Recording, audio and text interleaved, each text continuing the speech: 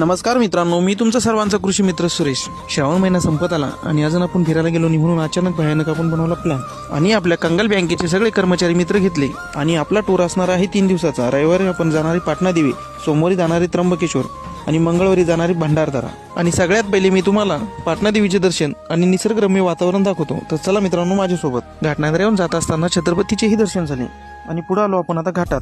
तिथे झाले आपले मनवाईचे दर्शन. घाटातील नजारा आणि वातावरण एक नंबर होते, असं वाटत होतं जसं पाहतच राहावं. आणि आपण आता पोहोचलोय पाटणा देवी येथं. इथलं वातावरण पाहून मन अगदी भारावून गेलं होतं, कारण वातावरणच असं होतं.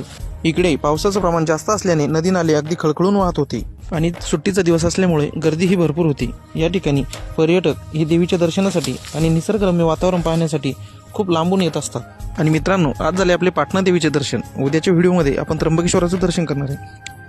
आणि नेहमीप्रमाणे व्हिडिओ आवडला लाईक करा, शेअर करा, आमच्या यूट्यूब चॅनलला सबस्क्राईब करा. धन्यवाद.